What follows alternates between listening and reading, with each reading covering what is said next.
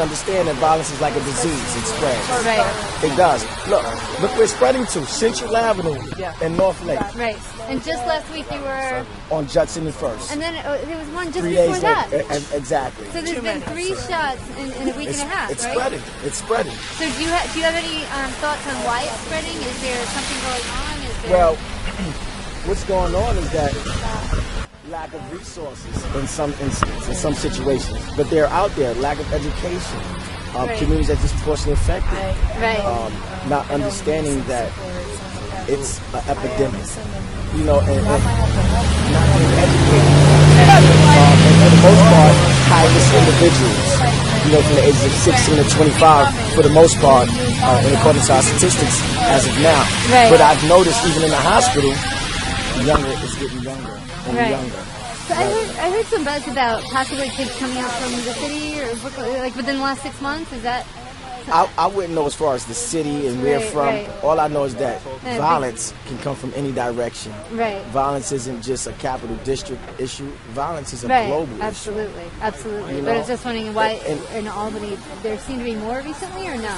Well, in Albany it has decreased. Okay. But for some reason we had a spike Yeah. in this within the last few months. Right. And one of the issues now is getting cold. So now we have individuals that's not employable or don't have soft skills to get a job or know how to fill out a resume, right? Or learned behavior, observational learning in these communities. So our mission is to address and correct the norm that exists within the subgroups and subcultures within these communities that's disproportionately affected. And how do we do that? Well, the first point is to become a change agent, meaning changing the norm that exists there. You know, reflecting back to like being credible messengers, saying, hey, I came from this community, I came from this neighborhood, I've been in the institutions, or if I've been, listen, you too can change.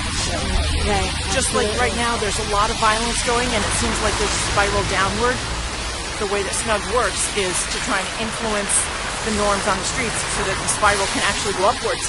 And the more peace there is and the more it's unacceptable to use violence, the more it's not cool to use guns, things get better and they go in the opposite direction. So that's what we're working towards. Right, you know, and community awareness, and I truly believe, and this is my own opinion, that once a person is aware, you know you're held accountable.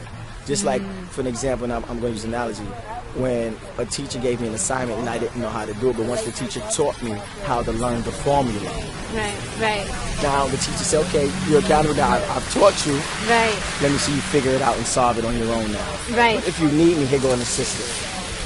Right. You know, because what we're doing is we have to place ourselves in positions to really give back and really be like a messenger, a role model. To hold the light kind of thing. And one thing I think that goes unnoticed for the most part, and something you asked earlier about funding, right? We're understaffed. We're underfunded.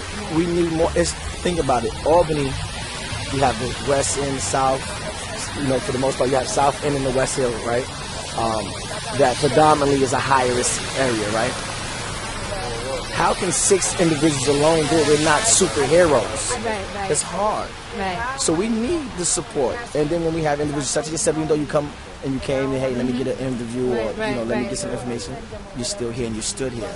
Right. That means a lot to me, and I'm going to let you know that. Aw, thank you. Even though you stood here. And it's cold. Happy to Because be Claudia here. came. And tell me about Claudia. How did you're collaborating? I'll let Claudia tell you. You work with Albany Med, is that right? Yeah, I'm a part of the Chaplain department, and so a couple of years ago when the program first got off the ground, we developed a protocol at Albany Med, and the reason why the doctors were really supportive of the idea is because there's evidence base for the fact that this kind of protocol works. You know, just like violence can be treated like an epidemic. Wow. And just like there are root causes that if you begin to treat them there, it can stop the epidemic. It can slow its progress. So that evidence was shown to the doctors, and they were fully on board. Wow. And so what happens is when a stabbing or shooting victim comes into Albany Med, they are obviously treated medically first. They may be questioned by the police, but immediately after that, the social work staff or the chaplain staff coordinates with the SNUG workers to see if the patient is willing to talk, and if they are, we bring them in to talk with the victim as soon as possible after the incident, because we find that that's kind of a vulnerable moment for them when they're making decisions about, wow, is this a wake-up call? Do I need to change some things in my life? Or am I getting prepared to retaliate? Am I going to tell my friends who did this to me and they're going to go back out and strike again? And the SNUG workers are there with street credibility to say, this is not a good choice for you. Here are some other options, and I've been where you've been, and I've lived through some bad choices, so let me point out to you a different way that you can respond to this. So we hook them in, get them into the hospital as soon as possible to interact with the victim, and then from there they'll do case management. They'll follow up with that victim, they'll follow up with the families, they'll give them the resources that they need to step away from violence and a life of crime and a life that leads to jail to a life that's more productive. Wow. If anyone wanted to kind of volunteer or contribute or whatever, who would they talk to at Albany Med?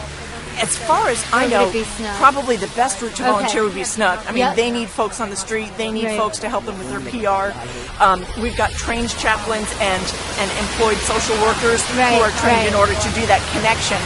That's a pretty specialized skill set, but I know that SNUG is always looking for warm bodies and folks to carry the message. Okay, great. I'm sorry, your name was? That's okay. Claudia Meyer. Meyer. Nice to meet you. Absolutely. Welcome. Thank you.